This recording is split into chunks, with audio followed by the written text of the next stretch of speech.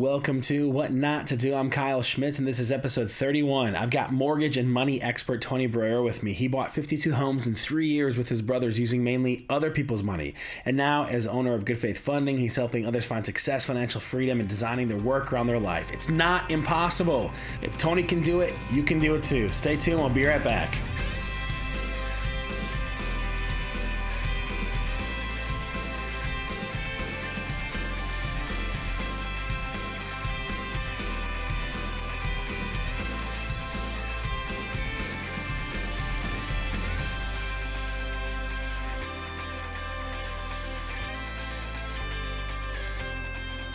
All right, you want to know why? Well, I'll tell you why. My why is to use my presence and my pros to inspire you to go all in on you so that you live a legacy worth leaving. Again, to use my presence and my pros to inspire you to go all in on you so that you live a legacy worth leaving. And I want to inspire 1 billion people to live a legacy worth leaving by 2030. That's 10 years. That's 100 million people per year. So let's go. Join me in this mission to help equip the world for success and inspire 1 billion people to live a legacy worth leaving. All right. So I'm at the world headquarters of Broullire Properties. Is that how you said it? Yeah. And I'm with the Tony Broullire. Tony and I, this isn't the first time we've gotten together. We're sipping coffee right now because it's just after 9. But we've had some beers together. Tony's a great guy. I've learned a lot from him in the real estate side of things. He's in what you'd call hard money lending, which is different even than private lending and different than banking. And fascinating. He's got an awesome mind, and I'm pumped to hang out with you and pumped to get to know you more and share your story, man. Thanks, man. Appreciate it. Yeah, thanks for making the time. And usually we're out in a coffee shop or something like that, so I would ask, like, what are you drinking? And you got a bottle of water, which is awesome. So no beer. No, we struggle making coffee here for you, so I apologize for that. But we do have some butterscotch schnapps that we could roll with. Yeah, we could try that. We'll see how this goes. Someone's been working on the rum, but it hasn't been us. That's right. Awesome, man. Well, my guess is that a lot of our listeners have no idea who you are. So I'd love just to hear, who are you? What do you love to do? Are you married? Do you have kiddos? Where do you come from? Share just a bit about who you are. Okay. I come from Niagara, Wisconsin, up by the border between Michigan, Upper Peninsula, Michigan, and Wisconsin. Came down to Green Bay to go to St. Norbert College. Graduated back in '97 with a business degree. Went into college to become a lawyer. And then realized that as I interviewed a couple lawyers, realized that I didn't really like reading a whole lot. I didn't like research, and evidently that's all they do, or quite a bit of what they do. It's not all what you see in the movies. So ended up with a business degree from there, and started off with a finance company right out of college, Northwest Financial. And then that there were some mortgages in there, but quickly transitioned into mortgage lending, traditional mortgage lending for houses. People want to buy houses, rentals, all that stuff. So, actually was sitting around, went out in 1999 with my roommate at the time. We were playing Nintendo, drinking a couple beers, and he said, "How are we going to make money in this world?" And I said, I can finance houses. You can fix them. I said, let's buy some rentals. So we started buying rentals downtown Green Bay. At that time, you could buy rentals through the bank, no money down, cash back at closing. It was like the wild west of lending at that point. But you're overpaying for all the houses because the money was so easy to get. Yeah. But we bought 7 properties that year, all downtown Green Bay, 2 units, 4 units in kind of crappy neighborhoods, and trial by fire just dove head first and bought these properties. And so still own one of them from that era, and we bought it for $120,000. We still owe $80,000. It's probably worth $75,000, but it cash flows, and we're not putting any money in, so it's still someday we'll make some money in that bad boy. Fast forward a little bit, I have 2 brothers in the area, and we did a couple flip houses where we fixed them up and sold them. Came from a construction background. My dad knows a lot about construction. My uncle owns a construction company, so we worked with him through high school and college and stuff. Those went, learned some things with the first couple, and 2000, I was doing mortgages at the time. Been doing mortgage for about 23 years. And 2012 rolled around, and this was a couple years after the 2008 debacle. but home prices were still really low at that point. So we bought. I wanted to buy rental properties again, but I was talking to a coworker of mine, and I said, I want to buy rentals, but I hate being a landlord. Because my idea of landlord was those properties I own downtown Green Bay with crappy tenants and crappy areas and all the rest of that. Yeah. And he said these words. He said, with what you can get these houses for, he said you can probably get enough rent where you can hire a property manager. Mm-hmm. It was literally that light bulb moment. This is January 2012. So I called my brothers that night and I said, here's what we're doing. So we're going to start buying rentals. And I said, we can buy them. We can have a property manager take care of them. We don't have to worry about managing them. Get that in air quotes, passive income. Right. So we ended up buying 52 properties between January of that and 2012 and the middle of 2015. Yeah. And now, is that aggressive or is that average or? That's very, very aggressive, yeah. Especially for three guys who we didn't come from money. Mm-hmm. We always had what we needed, and we had a great, Leave It to Beaver family growing up. Great parents and all that, but just didn't have tons of money. So we had to get very creative with who we partnered with, mm-hmm.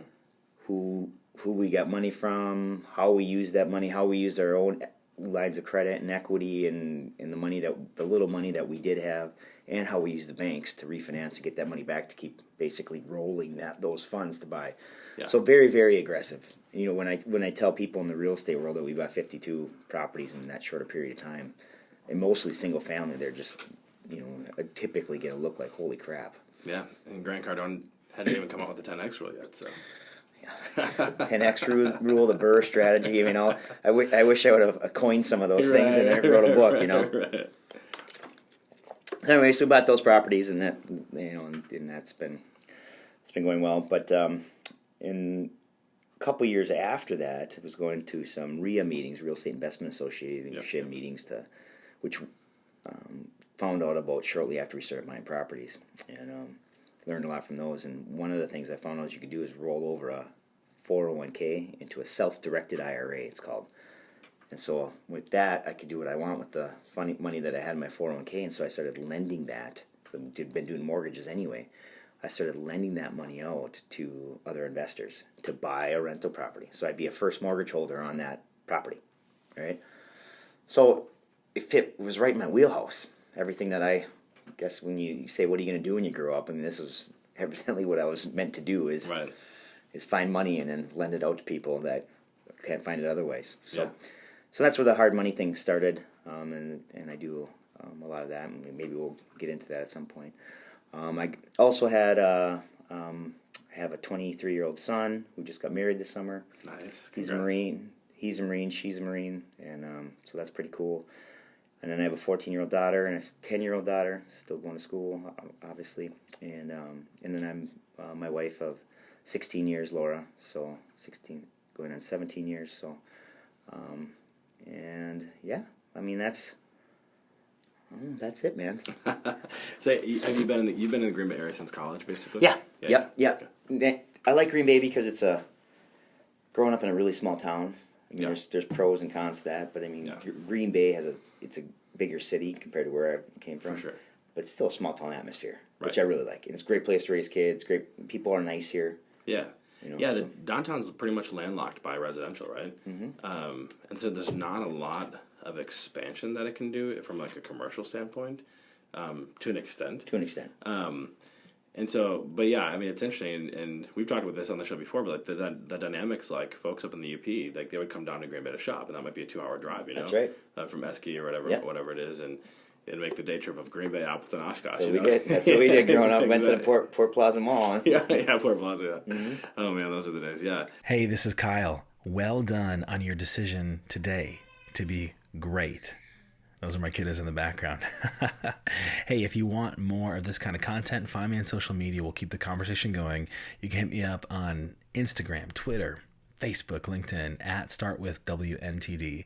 Again, at StartWithWNTD. We'll see you there. People are probably like scratching their head like I don't even know, I don't understand what this guy does. So like maybe and again, you don't have to get into trade secrets, all that kind of stuff, but like talk a little bit about what exactly is it that you do. Like I love, you talked about before, because this isn't the first time we've gotten together, right. that you love to get people into mortgages without any of their own money, right? And people are like, what do you mean? Like, I have to go to the bank, I have to put 20% down, and I have to make sure that my credit score is good enough and that I have got all this kind of stuff, all my ducks in a row in order to be able to get into a property. And that's definitely one way you can do it. Right. But that's not the only way, right? Correct. And I'd love to hear a little bit more about what exactly is it that you do. Okay. So one of the things is when we wouldn't have been able to buy, had we, in our process of buying 52 properties in that time of my life. And at that pace. That pace, if we'd have gone traditionally, we would have had to put 25% down on every single one of those properties. And every property we bought needed some rehab. So we'd have put their 25% down and then put the rehab in. We had enough money to maybe do 2 properties. So obviously not feasible to grow like we wanted to grow during that period. So in going through that, I'm like, man, if I can do it, there's got to be a way to help other people do that same thing. Yeah. And then when I found out about this hard money lending and the ability to be able to lend to other people with my 401k and other funds, as it turns out, what it's allowed me to do is help other people basically achieve what we were able to achieve just by pure kind of luck, if you will. Yeah. Or luck's not. Part of it was luck, and then some of it was just we're too stubborn not to, Anyway, but so hard money lending, basically what it amounts to is that the example I like to use is, say someone's buying a $50,000 house. They need to put $15,000 into it for rehab, okay? They know once they put that $15,000 into it, that house is going to be worth $100,000, okay? So in the traditional world, they would put 20% down or 25% down on that $50,000. Let's say it's $10,000, and then they'd put the $15,000 in. So they'd have to have $25,000 into that property, right? And then they'd have a $100,000 house, still a good deal. Yeah. But most people don't have the $25,000. Right. So what the hard money does is bridges that gap. So I will lend up to 65% of that after repair value, so that $100,000 value. So I'll go to the $65,000 at closing, give them the $50,000 for the purchase, give them $15,000 for the rehab, so they don't have any of their own money into this project. Right. They then take that $15,000, they fix it up. Then I come in with the traditional financing and refinance out that hard money loan, because the hard money loan is more expensive. Okay, Yeah. Typically it's a 12% interest rate with about 3% worth of fees in it. Yeah. So it's definitely more expensive. Yeah. But if we roll all that stuff in and then we refinance that bad boy out, and you don't have any of your own money on it into that thing, guess what? You can do that again and again and again and again. Right. It's like rinse and repeat at that point. So that's where the hard money piece comes in, is that utilizing basically private funds or other people's funds to be able to get into these properties with none of your own money, which to me is so exciting, because then anyone can do it. Yeah. I mean, there's caveats to all this, but you have to have some expertise, and truly not anyone can, but anyone technically could if they, because the money, once that hurdle, everyone's saying, hey, I can't get in investment properties because of the hurdle that I don't have enough money. Once that hurdle is overcome, then you just have to figure, hey, how am I going to fix it? And I mean, there's some other hurdles, but it really takes out the biggest hurdle and allows people to build their portfolio of awesome. Rental properties, which is a true diversification from what they have in the stock market, maybe a whole life policy or things like that. Yeah. Yeah. It's awesome. And maybe even a better path, right? Well, and it could be. Yeah, it depends. I mean, I like to have a little bit of both, a little bit of all of it. Yeah. I like to have a little bit of all of it. So. Yeah, and that's cool. And you're not talking about like deals and back alleys and under the table. It's like. It's all through a title company. Right, I mean, right. I say I'm basically a very, very, very little bank. Yeah. Because it's run all the same stuff. You still have a mortgage. You're still you're still insured. My investors, the people that invest through me, we're the bank. We're insured. It's just like everything else, and that comes from my banking background, my mortgage background. So I can set that up in such a way that no one's getting hurt. That's lending through me, obviously. Right. Because it's friends and family and friends of friends and. I'm not losing their money. Yeah, more than for us. And all Absolutely, dear Lord. Christmas would be ugly. And you're also not saying that, like, hey, come to Tony and I'm going to hook you up, no matter who you are or what you do. No, correcto. There's a process to it. It's a true alternative and probably one that the average person isn't aware of. Absolutely. But I think that's true for a lot of things, especially when it comes to finance or just options in life. Sometimes, we might have gone through life being told that really kind of this is maybe the only path that we have, or maybe our only options are, A, B, and C. Right. When we actually have X, Y, and Z. Correct. I think it's really, really cool because you've helped so many people in the area. It's been awesome. And thanks, and you went from being part of the REI meetings, the real estate investor meetings, to you lead some now. You want to talk a little about some of the workshops that you do? Oh yeah. We do thanks, man. We do a find and fund, find your first house and fund it. Yeah. Workshop, and just an hour and a half where we kind of give some information. We think it's good information that gets started. It's not all the information you need by any stretch. And some people are like, well, I thought but it's the first start. Tony. Yeah, it's not a great. None of this is a get rich quick scheme. Yeah, right. But what it does though is that it gives you the tools to say, hey, is this something that I want to pursue or not? And then also some of the people that you can go talk to. Yeah. To be able to sit down and investigate those things further. And that's really, so it gives you some information, and then just, hey, here's some of the tools, people you can talk to, and it's a networking opportunity. Yeah. It's a great networking opportunity to talk to other people that want to do the same thing you're doing. Yep. And there's people at the meetings that come that have done it, so you can talk to them. I mean, and there's realtors there, and there's insurance people there, and there's handymen there, and title guys there. So you can talk to all those people. So it's huge. It's networking piece is so crucial in anything, but especially in this stuff. Yeah, and it's a great place to reach up. I know you've done a few of the events with Corey. Mm-hmm. He's episode 8 okay. on the podcast. All right. It was awesome. So fun sitting down with him. Yeah. And Corey's on the wholesaling side of things, and so it's a complementary partnership that Absolutely. you can have, and it's cool. So a lot of that's going on, and it's awesome. So yeah. And so from lawyer to bank. Yeah, that's awesome, man. Yeah, I know. Going into college and coming out with a business degree is the last thing that I thought I would get. Turns out, that's what I was meant to do evidently. So that's good. I'm okay with that. But so aside from just having fallen into it in a sense, and then realizing that there's economic opportunity, partnering with your brothers to go after it hard. Mm-hmm. Why do you do what you do? What's the greater purpose or inspiration in your life that keeps you getting up every morning, and why do you do what you do? What do you love about it? That's a great question because at this point in my career, I have my system set up, and I have the business part of things is humming. It's really humming good.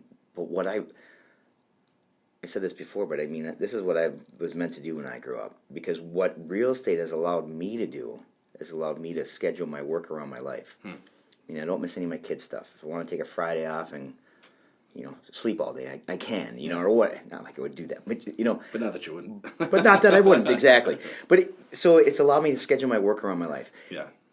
And when I talk to people about real estate, my question is why? Why do you want to do real estate? And most of the people, and everyone has different reasons, but the vast majority of them are like, I don't want to keep punching the clock. I don't want to be at my 9 to 5. I don't want to miss my kids' soccer game or whatever. So they're what they're really looking for. The money allows you, and the real estate allows you the freedom to be able to do the things that you want to do with your family and your friends, or the things that you love to do. Mm-hmm. So why do I do this now? It allows me to watch people's real estate empires grow. Yep. And it allows me, I get excited to see because there's a lot of times people come to me too, and it's like, you don't need me as a hard money lender. Hey, you have a bunch of equity in your house. Be your own bank. Right. And they're like, what do you mean be your own bank? And we explain that to them, so do that. Be your own bank. I should be, as a hard money guy, I'm more expensive, so I should be one of the last resorts, typically. I mean, there's reasons, pros and cons to all this stuff. But to watch they're like, holy, to watch that light bulb go on like it did in 2012 for me, and to see that they realize I can do this. Mm-hmm. I can build myself a little real estate empire, if you will. Or even the people that just want to have a couple rentals when they retire. Yeah. Have them paid off free and clear. Yeah. Think about it. If you have 2 duplexes, each taking in $1,000 aside, you got $4,000 coming in when you retire. Now minus taxes, insurance, whatever. Yeah. But it's $4,000 coming in. That's a nice little pension. Yeah. That you did yourself, and somebody else made the payment on it. Yeah. So even when I look at when I see that light bulb go on when I'm talking to people, and when I actually see them take action and do it, and then the switch turns in their head, and they're like, I can do this again and again and again, because now I don't have to worry about the money piece of it bringing in. I don't know, man. It's exciting. I like the mentor part of it a lot.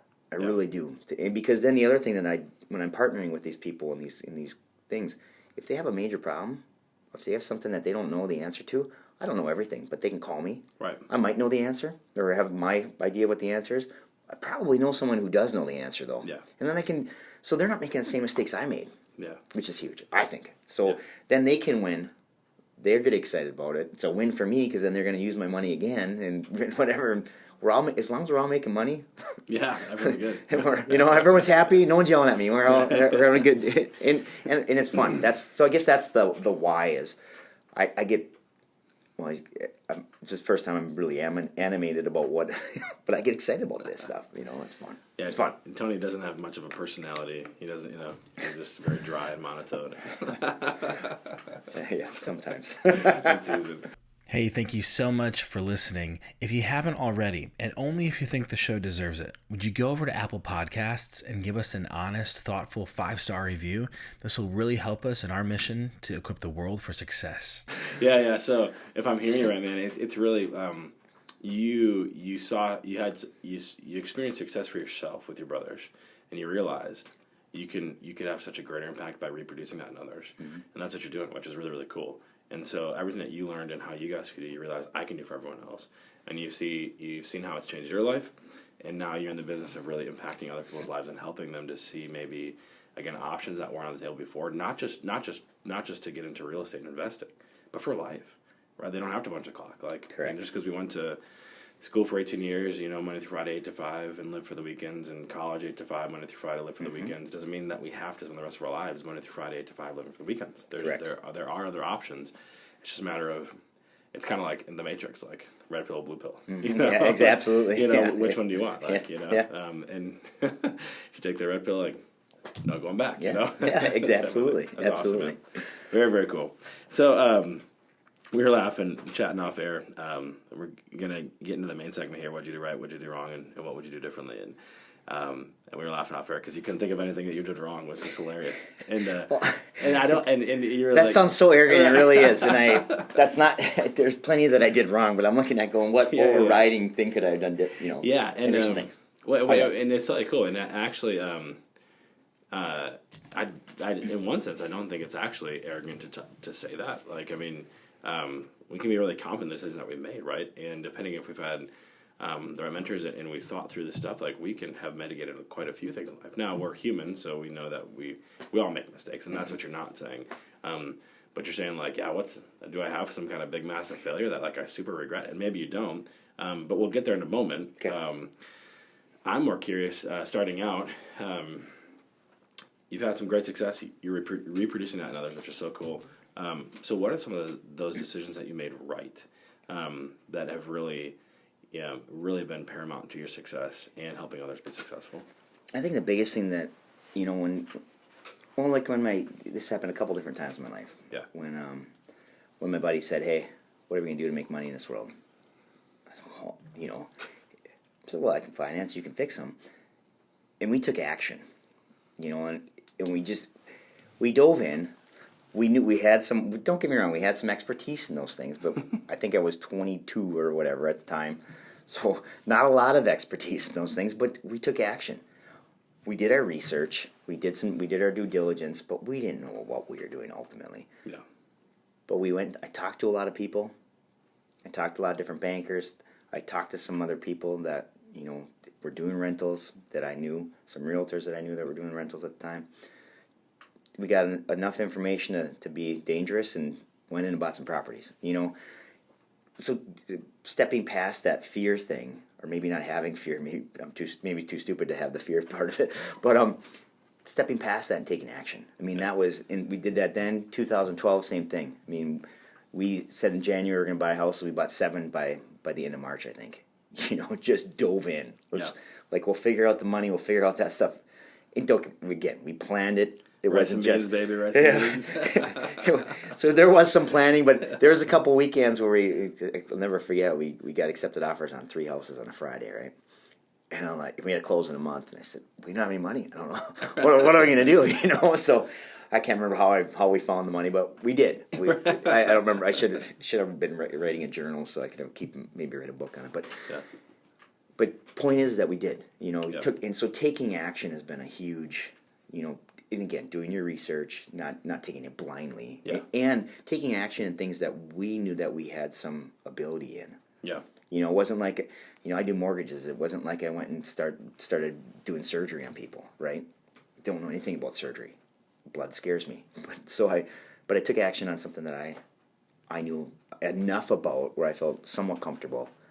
And then, because I see a lot of people, they're analysis paralysis, you know, they read it, listen to every podcast, they go to every website, they read every book, and then don't ever do anything on it. The next time the doctor, have you closed the deal? No. Yeah. And I love what you said. Like you guys had accepted offers on 3 properties in one day, and you didn't have the money. You didn't know what you're going to do for closing. And what you did was you created a good problem for yourself by taking action. You created a problem for yourself that you found the solution for. Correct. Had you never taken the action, correct, you may have never created a good problem, right? And then you have your whole other set of problems, right? Absolutely. So I think that's really cool. Sometimes people are afraid to take the action because they're afraid of they might not have all the answers. And you're saying take the action, create good problems, because what happens, I think on like a subconscious level, is we just our minds turn into full gear, right? Get shit done type of thing. Absolutely. And we come up with we can swear on these things. things. Yeah, we can. Yeah, funny that, right? I don't. Just a caveat here. I don't really listen to podcasts, so I don't know how these things work. So just so you're aware. Well, my main demographic is our grandmas and their knitting club. They usually listen to this one.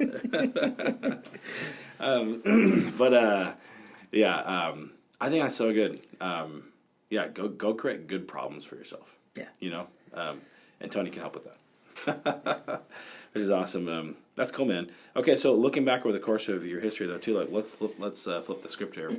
I'm gonna gamble and say that you probably have some mistakes. I was thinking, yes. Yeah. So what are a few things that just kind of come to mind as far as like, okay, if I could have this one back, I would do it this way, you know? This, you know, and I was thinking about this since I've been thinking about this for a couple of days here since I was going to do this, and as we're sitting here, I really think the arrogance piece of it was one of my. And explained this way is that I always thought for years that I could do it better than anybody else, no matter what that was. Yeah. I'm like, well, if I don't know anything about it, I can learn about it and do it better than anybody else. Yeah. And in doing that, I think it held me back. Now that I'm thinking on this, because, and this happened just recently. I'm in my mid-40s now, and this just happened recently within the last 4 years. I realized, you know, I'm really good at accounting, but I hate it. And I'm not really good at some other things. But yet I'm sitting there trying to do those things. That's foolish. So what I realized there at that point when I got over my bad self is like, I'm going to pay people to do the things that I either am not good at or that I hate to do, or partner with those people. Yeah. And once I did that, once I got over the arrogance thinking I'm the only one that can do it and whatever. And don't get me wrong, I took time picking the right, or what I think are the right people that I could partner with, or whatever that I mesh well with, or that I could pay and that did a great job. But once I did that, it allowed me to really do things that I'm good at, and allowed me things that I do that I like. And my business has just blown up because of that, which has been awesome. So, you know, really that arrogance that I had of, hey, you can do everything, you know, one, so stupid because you can't. I mean, my little brain. Now I look back and I'm like, my little brain. Of course you couldn't do all that. You know, of course you were limited. And so what the other thing then too is I grew up in a real small town with, you know, and all this stuff. And the other thing looking back is sometimes I don't think big enough either. You know, especially earlier on in my life, you know, I don't think big enough. Yeah. And that's been another hurdle. You know, and people say this, and it's kind of funny and kind of true though. I mean, when you're looking at money and real estate and things like that, it's all about just adding another zero. It's the same process. Yeah. It's the same exact process. And you're looking, and so there is that fear of, hey, if I do $100,000 house, why can't I do $1 million house? Well, the $1 million scares me, right? Yeah. Because that's that much more risk. But maybe it is, maybe it isn't. But maybe thinking that a little bit bigger at times would have really helped me to in my process to get to maybe but to get things a little quicker, maybe potentially. Yeah. If that makes any sense. So that arrogance, and I was holding myself back too by the arrogance of saying, hey, I can't do it all, or I can do it all. Excuse me. So by trying to do it all, obviously I didn't have time to do some of the things that I should have been doing so it kind of all ties together in that regard. Yeah, interesting, because thinking that you can do it all and do it all better than anyone else is actually a really small way of thinking. Absolutely is. Because it's just you. Absolutely. And so, but if you're thinking bigger, if you're thinking, hey, let's add a couple commas, right? You can't do that yourself. Do it. Right. And that takes a bigger, more expansive way of thinking, realizing that even if you could do the task yourself, and even if you could do it better, correct, it'd be better that someone else does it. It does an 80% job on the task, and that so it gets done. Correct. So that you are freed up to do other things, and like you correct. said, it's just been awesome to see how your business has blown up and scaled because of that. And most of the time, if you partner with the right people, they're not doing it 80%. They're doing it actually better. I guarantee you, my accountant's doing my accounting better than I am. So now I pay my accountant a lot of money. But it's worth every penny. Yeah, exactly. And I use her as an example. But I mean, that's been a prime one where every month, at the end of the month, I'd be stressed out because I'd had to do the accounting. Yeah.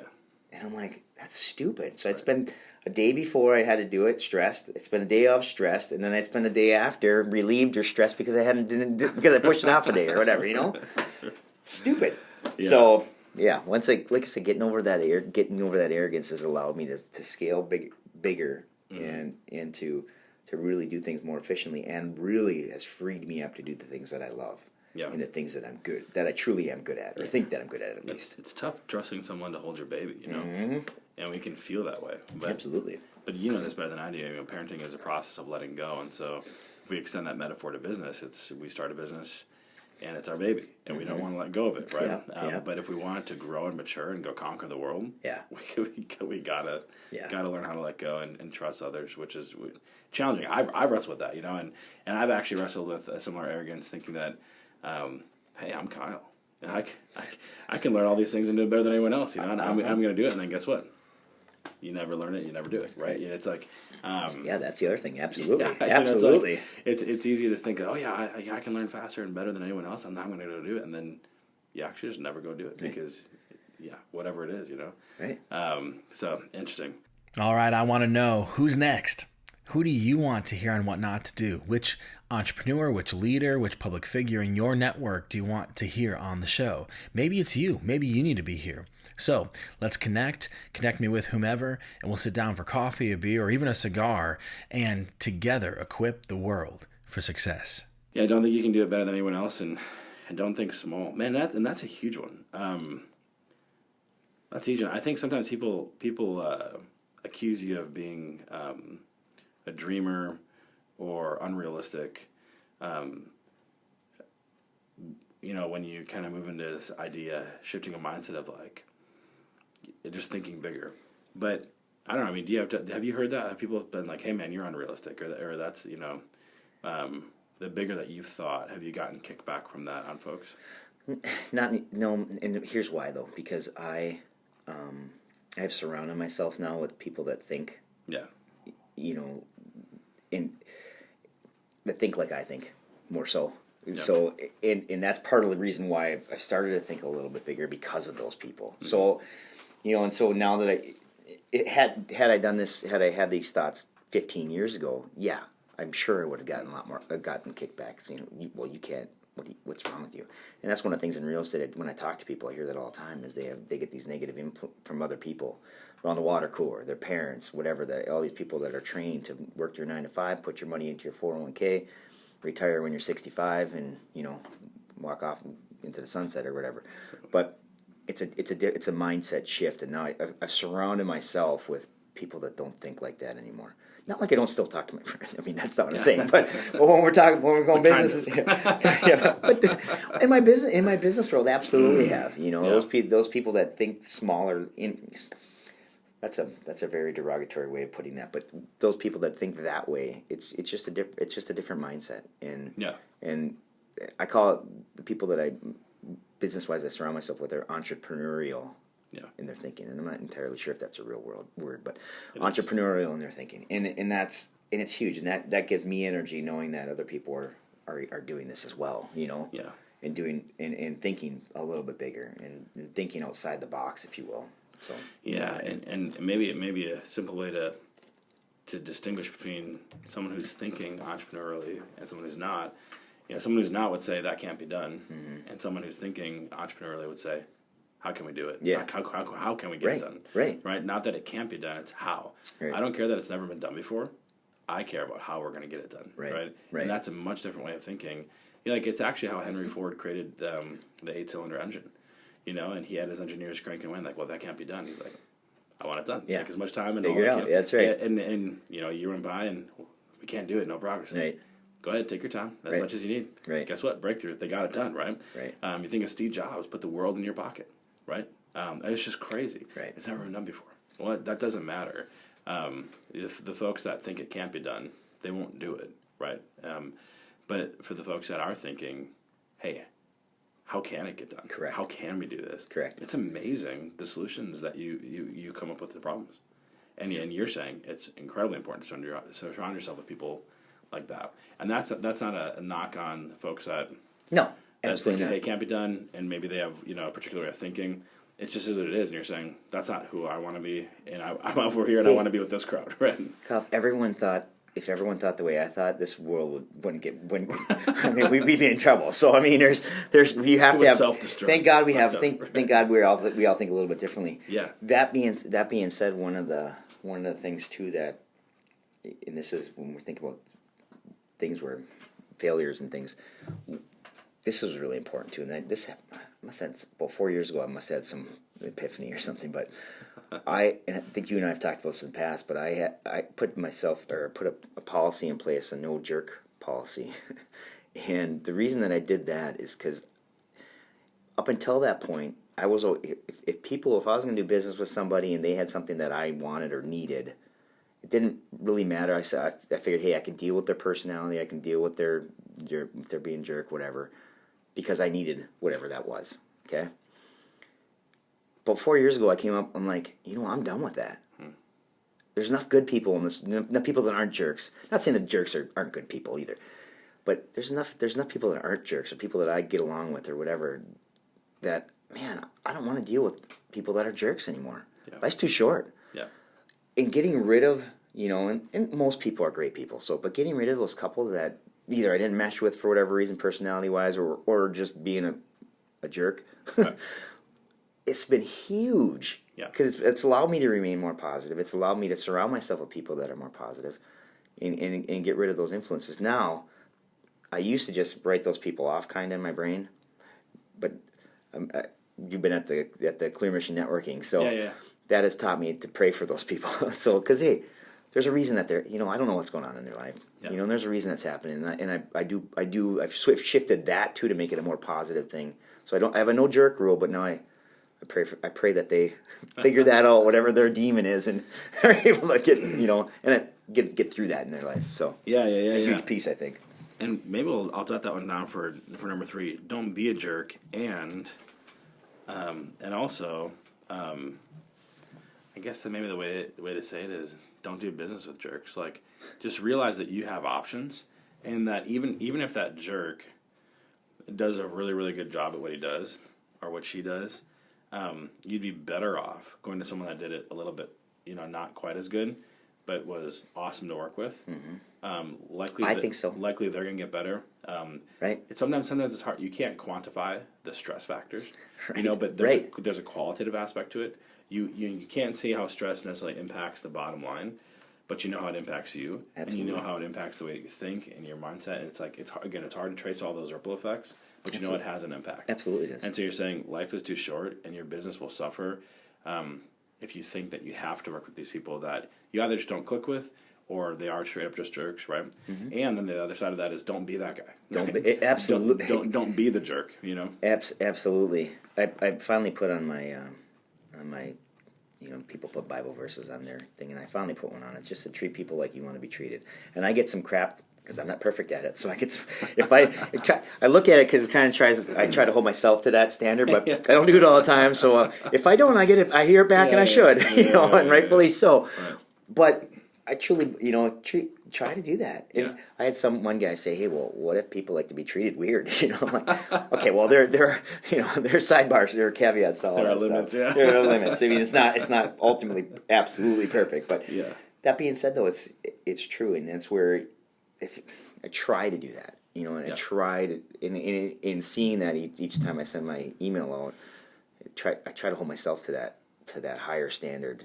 And again, not even close to perfect at it by any stretch. Yeah. But if I don't have that, and if I don't have that reminder every single time, then I fall back into, well, whatever, my own jerk mode. I don't want to do that, Well, we all need that. We all need that reminder, right? Because it's like, you have a bad day, something happens, whatever it might be. We're all imperfect, and we all make mistakes. And sometimes we don't realize when we walk into a room, our personality can kind of be like a bulldozer and just kind of, and we don't even realize it, Yeah, I know. So that is just being kind of like aware of like who we are, how we're working, and just working on that to better just relate with people, communicate, all that kind of stuff. So we're not intentionally being a jerk, and we're not unintentionally being a jerk. Correcto. But man, I think that's really important. It kind of goes back to optimizing your business, and it plays off of delegating tasks, working with partners. And then also make sure that those partners aren't jerks, right? Yeah. Life is too short for that. And think about how that reflects back on your company. If people know that you're partnering with so-and-so, and so-and-so is just, not the nicest guy on the block. Right. What are they going to think about you? Right. Right. And, I think, what is it, Warren Buffett that said, it takes 20 years to build a reputation and 5 minutes to lose it. So, yeah, it's so true. Yeah, it's so true, no doubt. Okay, so kind of building off of that then, looking back, in the course of your career, your life, personally and professionally, how would you counsel younger Tony to avoid some of the mistakes? Or let's just say a younger guy said, like, hey, Tony, like, I love what you're doing. Like, my mind kind of turns in a similar way. I can see myself doing what you do. Like, can I buy a cup of coffee, and could you help kind of just chart a direction where I can get started and start learning and then take action? Assuming that you don't want him to make the same mistakes that you do and suffer needlessly, because he's probably going to make plenty of his own. Yeah. What kind of counsel or advice would you give him to help avoid some of the mistakes you made? Well, I would tell my younger self, now that I think about it, is to be okay with and trust that other people do know probably more than you. Most definitely more. And to make sure, though, too, that, because I've had some partners that weren't so good either. So make sure to understand that, hey, don't be so arrogant, you fool. Yep. You can't do it. You're not the best at everything. Mm-hmm. Make sure that you really do a good self-evaluation when you're going into any venture, whatever it may be. What am I good at? What am I not good at? What do I like to do? What do I not like to do? Get rid of those things that you don't like to do or are not good at by partnering with someone who is, that you trust, or by paying someone to do it. Because then you can do the things you like to do and the things that you're good at. Then it's not work anymore. That's the other thing. And it's not even work anymore. But get rid of those things that you don't like to do or not good at. But make sure that you vet those people that you're partnering with or that you're going to pay, so that they're on the same page as you, at least personality-wise and jerk meter-wise. Yeah. To make sure that they're going to take care of business like you would. And more importantly, because they're not going to take care of business exactly like you, but more importantly, that you can talk to them about that communication piece. Because not everyone's going to do everything the way you want them to, right? No matter who it is. Yeah. And you're going to have conflict with no matter who you do. Yeah. With no matter who you work with. So let's be able to communicate. As long as we can communicate and talk about it, figure out a solution instead of fighting about it. Yeah. we're good. You know, we can make a solution that's going to be at least better than the alternative. So Yeah, for sure. Well, it is one of my main goals to give you more in use value than what I take from you in cash value. And so, man, I love that this podcast is for free. And I really hope that you are finding just incredible value. Who knows, maybe in one of these episodes, you'll take an idea that will be worth $1 million to you. And that's so awesome. If you believe in this and what we're doing here and you'd like to give, you can go to patreon.com/whatnotttodo and you can give according to your heart's desire. But seriously, every little bit helps in our mission to equip the world for success. Thank you so much. does that make sense? I mean, Yeah. that's what I would totally So say. good. Tell And I me. loved what you said too about, hey, do a good self-evaluation. I think sometimes people sometimes we just walk through life being so unaware of who we are, what we do, what we say, how we do. You know It's what I'm hard to saying? look at yourself because you're looking at the flaws. You're looking at things that, and you know, even if you're not a confident, I'll put person or whatever, and because we all have our insecurities and things like that. It's hard looking at those insecurities, and it's hard physically saying, "Hey, I'm not good at this," or "Hey, I hate this," or whatever. It's hard doing that. So it's a very hard thing to do, but you have to. If you really, I think you have to. Well, to grow. You have to be honest with yourself. Yeah. To be able to really get to where you want to be, I think. Yeah, that's so good, man. Be honest with yourself. Hard to do sometimes. Yeah, for sure. So we have, going through life, we have so many different mentors that shape us. Could be a father, coach, teacher, business mentor. But we're also shaped indirectly by people we might never meet. We read books, we hear lectures, all that kind of stuff. Sometimes we're influenced positively, right? Where, someone comes along and football coach and wrestling coach and says, "Hey, you can do more," right? Mm-hmm. And it's that inspiration of a greater vision of ourselves that we didn't have that was given to us, and it was a gift. Right. Or it could be someone who told us you're never going to be anything in life. And that chip on our shoulder drove us to be something great, right? Right. We've had all those stories on this podcast, which has been really, really cool. So I'm curious for you, probably several different folks that helped to shape you and influence you. But I'm curious who maybe that one is that kind of stands head and shoulders above the rest, that you take them out of the equation and you aren't Tony Broullire that you are today. And I'm sure this has been said before, but my father. Yeah. My father was. Well, no one has my said dad. no one has said your. No one said my dad. Not your dad. I know. Your dad. I know. No one said Ray. No one has mentioned Ray. Is there? I love it. But my dad, and this is where schedule your work around your life. My dad was there for all of our stuff. That's cool. All of our stuff, What and a I gift. hear it was a gift. It was awesome, and I don't know. I did have the awareness of that, maybe because I had some other friends whose parents weren't there. My mom was always there too, Yeah. but the moms are more there than the dads oftentimes. Yeah. So, but my dad was always there. He was always there, and he was entrepreneurial and thinking too. Never super successful in the business ventures as far as that goes. But I think a lot of it was because he was always we were in a lot of stuff, and he was there for all of it. So he took a lot of time doing that stuff, and I watched that growing up, and especially after, and I thought, man, I want that for my kids. Yeah. I want that for my kids. I also saw that too, and I'm like, but I also want to be more successful business wise as well. So I'm like thinking, how can I do both of those? Yeah. So he's been a huge, and my dad's a super good person, and when I was a teenager, we'd have talks. I'd be fighting, and he'd just be very pragmatic. It would drive me nuts, but there's not one time where I can't think afterwards that I thought, man, he's right again. I want to be that for my kids too. Right. So that he's been a great influence Cool. as far as that goes. And awesome. I had one in college. I was at a lecture, and there was this guy I can't remember what company. I wish I did. Super bigwig CEO of some big company, and he was doing a speech. Yeah. And we were in a capstone business course, and so our teacher made us go to this. So the whole class was there because he wanted us to hear, hey, how do you be successful in business? And so this guy was spouting off all this stuff. But he did say this, though. The only thing that I remember, actually. He said, built up this huge business, have all this business success and blah, blah, blah, make all this money and whatever. He said, but it comes at a cost, he said. He said, I sacrificed my time with my family, time with my wife, time with my kids to be where I'm at today. Mm. Now, he didn't end with that. It was in the middle somewhere, and it was, no one else even maybe heard it. I don't know. But afterwards, we had our little discussion about, hey, what did you learn? And I, of course, I raised my hand first and said that first, and he's like, my teacher's like, good point, but that's not what I brought you there for, you know. But it's still stuck with me too, and that whole thing is like, hey, this guy is so successful in the world's eyes, but he you could tell he was just like, man, he missed out on the things that were important.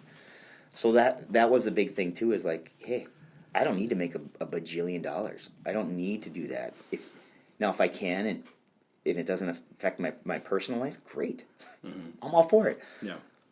But if I'm not, there's been some other turning points in my life where I'm like, I could chose going up the corporate ladder or the other way, and I chose the corporate ladder's gonna be too much and it's all from that one comment, offhanded comment this guy says on stage too. Isn't that amazing? You know, so those two, you know, my father, just who he is and how he was always there for us, and that guy's comments, and I'm like, man, I gotta make sure I do what's important. Yeah, the opportunity cost of success. Absolutely. You know, and we think about the dollars we can make in the real estate world. You know, I can manage. You know, how many assets under management can I have? You know, right. And you can do a lot, right? Absolutely. What is it going to cost you? Absolutely. Right? And well, you said earlier in the conversation, it's important to design work around your life, not life around your work. Absolutely. The hard thing about that is we've been pretty much taught or programmed that we have to design our life around our work. And so you're saying it's a better path to start first with, hey, how do you want to actually live your life? And then figure out, create good problems for yourself, take action, right. And figure out a way to do that. Right. And obviously you'd advocate for real estate because it's you've seen it change a lot of folks. I'm very biased. It's not the only path. But it's not the only path. Absolutely. But a great one. Do what you love. Yeah. Do what you love, you know. So. Yeah. And don't be ashamed about that. Sometimes people are like, well, you know, do what you love, follow your passions, all that kind of stuff. And I think there's a way in which someone can take that and it can turn into a ditch. Oh, absolutely. But I think generally, life is pretty miserable. Life would be pretty miserable to do what you're not good at and do what you don't like the rest of your life. So what are you good at? What do you enjoy? And what are your economic opportunities? And the more those three things can align, it's probably going to be a sweeter spot for you. Absolutely. And then just go all in there, right? Take big action and go all in there, yeah, right? Absolutely. Yeah. Absolutely. I watched my grandfather work 44 years in the mill, you know, hated every minute of it. Uh-huh. He retired and died 2 years later. Yeah. You know, he had one year of that I can remember that he smiled, you know. Yeah. And he was great that year. And then he got cancer and died. You know, and I'm like, thinking, that was another thing too. I'm like, oh, and it was right around, you know, college time. And I'm thinking, oh my gosh, right. That's horrible. You know, yeah. I don't want that to happen either. So that's why I'm going, man, he waited all this time to retire, finally retires and dies 2 years later. I'm like, and how many times does that happen? And I thought, man, I don't want that to happen. Yeah. You know, he was a great guy, but man, it sucks, you know? Yeah. Yeah, that idea that life is going to suck until retirement and then we get to enjoy it. Oh my gosh. Wow. That's a pretty risky proposition. That's a very risky proposition. Yeah. No doubt, man. All right, so you've probably, well, it's been said that, you know, the most closed-minded people are the most open-mouthed. And I'm curious, man, in our day and age where we have the internet and iPhones and, you know, and Instagram this and Snapchat that, you know, everyone's an expert. And everyone has a platform to say whatever they want to say to however many people they want to say it. And so that usually means we get a lot of good advice floating around and quite a bit of bad advice. So I could care less about the former. I'm curious, man. What's some of the worst advice you either hear floating around these days, or that you were maybe given somewhere along the way that you were just like, man, that is just terrible advice? That's a good question. Some terrible advice.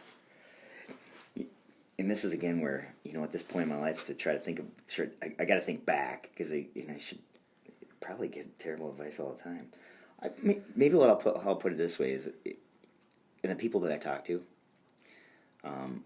some of the advice that they're getting from their peers or their parents or, it's just specifically to the real estate world saying, well, you can't do that because those limiting things about what they want to do with real estate or, specifically, I'll use that because that's my platform, but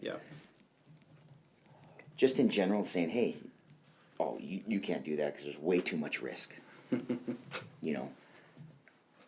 In general, that comment, you can't do that because there's too much risk, and that's why people, there's too much risk, I don't want to do it, right?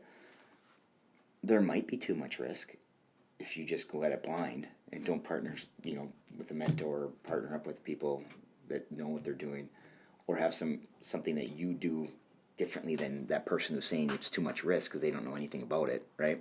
So I guess just in general, the advice from people that, you can't do this because whatever is limiting, really the person who's saying that is who's portraying that limitation on whoever they're talking to, right? Just in general, when people say that stuff, I'm like, for you, there very well might be too much risk. Yeah. Real estate might not be the thing for you. Great. But until you actually take some action and figuring that out for yourself, anytime I hear that from anybody, I just shake my head. I'm like, yeah, there might be, but if you really want to do real estate, figure it out. Make sure you cross your T's, dot your I's, figure that crap out. Don't overanalyze. Can't have analysis paralysis.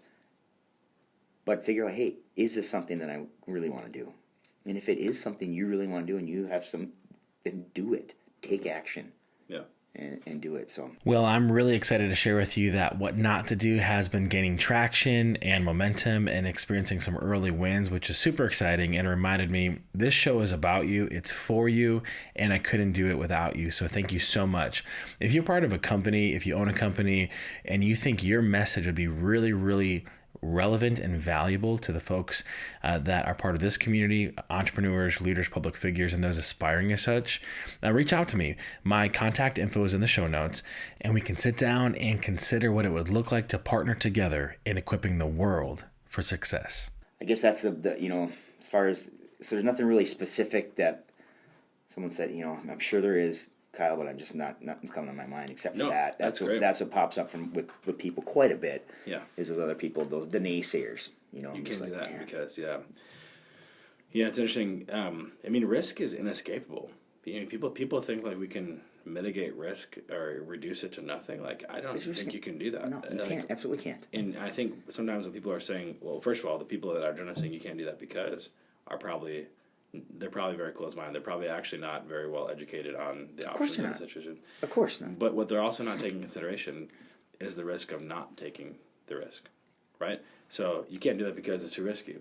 But not doing it is also risky, right? I tell those people, bring them in. Let's talk. Right. Let's have some coffee. Let's talk to them too, and we can explain the risk because there are risks. Let's just talk about it. Yeah. Just to say that there's risks when you don't really know what you're talking about is foolish. And there's risks of doing nothing, and there's risks. Absolutely. There's risks of staying in the mill for 44 years. Absolutely. Right? And when you think about opportunity cost, what's the opportunity cost of inaction? Right? What's the opportunity cost of not taking a risk?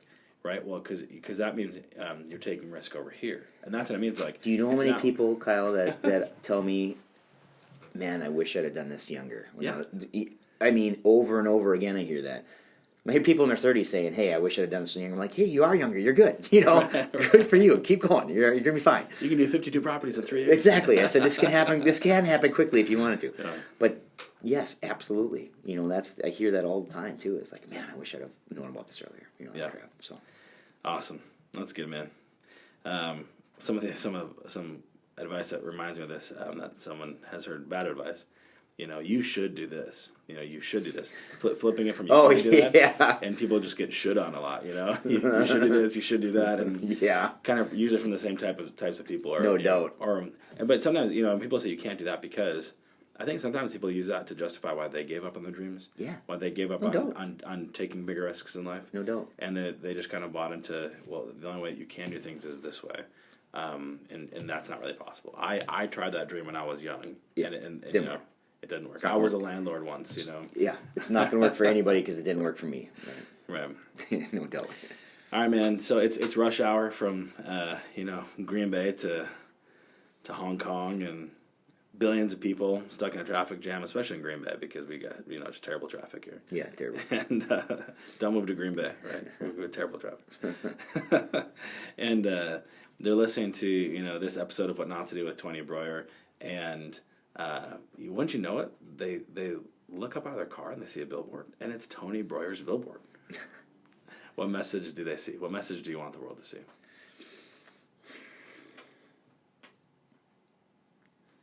That's a great question. What message do I want them to see? Well, I want them to see maybe this message is that if I can do it, kid that grew up in an 1,100 square foot house, 6 of us, 1 bathroom in Niagara, Wisconsin, without, we didn't grow up with a ton of money. We grew up with a lot of good things, great things, and really looking back at the important things. But if I can become, and again, air quotes here, successful, or what I feel is successful in this, in the real estate, specifically in the real estate market, and if I can buy properties, 52 of them, in a couple of years, with very little money, so can you. But it's by taking action. Mm-hmm. It's by actually taking action. Yeah, you do your research. Yes, you do. But at some point, you got to take action. You have to take action. If it's something that you think you can handle, and something that you're passionate about, take action. Make a move on it. Yes, you may not be successful on it, but if you do enough and you partner yourself up with some mentors and surround yourself with some good people, man, take action. Do it. And then be nice to people. Treat the people you want to be treated. That's my bigger thing. I just wish. If everyone did that, and I know it's been said time and time again, but if everyone did that, everyone just, hey, nice to other people. It's even on the emails. It's not that hard to say, hey, thanks. Yeah. It's not that hard to smile at someone or say, hey, help. Most people don't do that. It drives me nuts. Right. Anyway, so be nice to people and take action. How about that? There you go. Be nice and take action. Love it. All right, man. Bonus round. Yeah. 3 books that come to mind that you think have been really either impactful for you, or that people they need on their bookshelf, and they really need to read sooner than later, because the longer that they put off reading these books, the longer that their lives are going to be relatively miserable. Well, this was years ago. I read How to Win Friends and Influence People. Yeah. I'm reading that right now, actually. I thought it was great. Because it really does. A lot of that in there is, hey, be nice to people. Don't be a jerk. Do what you say you're going to do. I mean, yeah. I thought it was great. I mean, and a lot of people read that one, but if you haven't read it, read that one. I also do, just in general, I wake up and do, in the mornings, I always do a devotional, Bible devotional, whether or not you're, religious or not, to have some sort of spiritual thing in the morning to get yourself in the right mindset.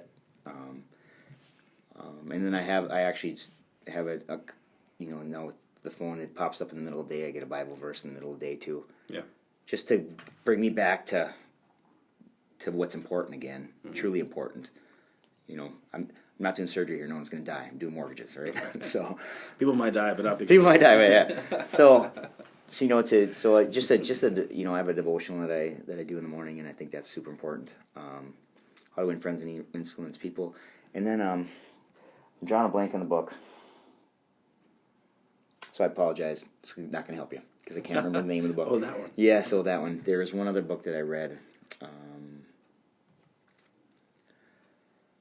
Man, let's go with those two at this point because I can't. I'm completely like can't remember. Mind, we'll throw the notes. Yeah, is there a devotional that you've read in the past or reading that you'd recommend? Well, I read the Word Among Us. It's they have daily stuff on there. Cool. The Word Among Us. So I think it's awesome. Awesome. Very cool. Tony, this has been just awesome. I love getting to know you story more and just talking with you again, and it's inspiring talking with you. I love it, man.